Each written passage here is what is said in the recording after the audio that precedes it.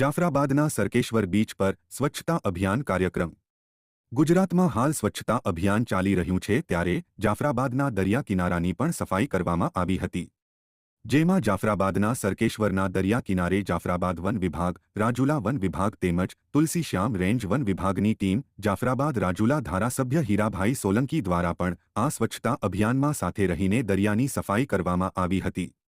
જાફરાબાદના દરિયાઈ સ્વચ્છતા અભિયાનમાં Indian coast guard, Jafarabad marine, Jafarabad town police, UltraTech company, Sintex company તેમજ જુદી જુદી શાળાના વિદ્યાર્થીઓ પણ જોડાયા હતા। આજરોજ તારીખ 21/9/2024ના રોજ બીચ ક્લિનિંગ કેમ્પેનિંગ કાર્યક્રમ દરિયા કિનારો સ્વચ્છતા અભિયાન કાર્યક્રમમાં અમારી સાથે માનનીય ધારાસભ્ય શ્રી હીરાભાઈ સોલંકી સાહેબ જોડાયેલ હતા। કોસ્ટગાર્ડ વિભાગ કોડ પીપાવાવથી, સિન્ટેક્સ કંપની, અલ્ટ્રાટ્રેક કંપની, કોર્પોરેટ કંપનીઓ તેમજ જાફરાબાદ પોલીસ સ્ટેશનના સ્ટાફ તેમજ ખાંભા તુલસીશ્યામ રેન્જના વન વિભાગનો સ્ટાફ, રાજુલા રેન્જ વન વિભાગનો સ્ટાફ અને જાફરાબાદ રેન્જ વન વિભાગનો સ્ટાફ તેમજ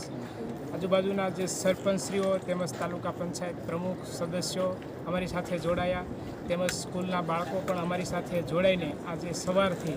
અત્યાર સુધી લઈ અને જે આ બીચ ઉપર જે કચરો એકઠો થયેલો હતો, લગભગ 65 ટ્રક જેવો કચરો એકઠો કરી અને બીચને આખો ક્લીન કરી દેવામાં આવ્યો છે। તો હવે આપણે એવી પ્રતિજ્ઞા લઈએ કે બીચ ઉપર કચરો ફેંકશું નહીં અને હંમેશા સ્વચ્છ રાખીશું અને આવા સ્વચ્છતા અભિયાનના કાર્યક્રમો હંમેશા કરતા રહીશું।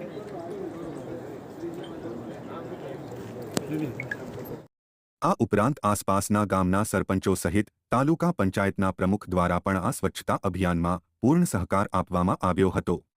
વિશેષમાં ધારાસભ્યશ્રી દ્વારા જણાવવામાં આવ્યું હતું કે ગુજરાતને મોટામાં મોટો સમુદ્ર કિનારો મળ્યો છે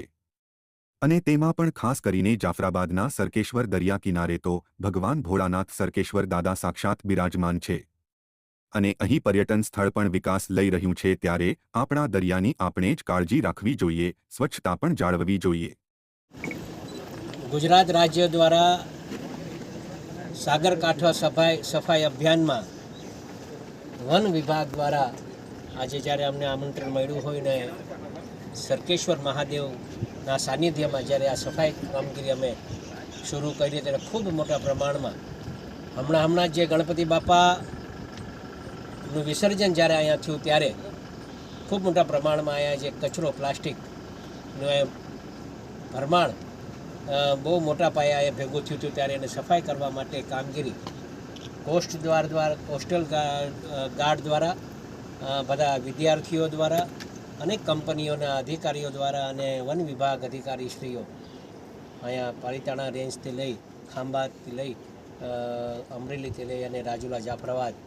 વન વિભાગના અધિકારીઓ અહીંયા ઉપસ્થિત રહ્યા ત્યારે લગભગ 3 કે 4 ટ્રક ભરેલા કચરો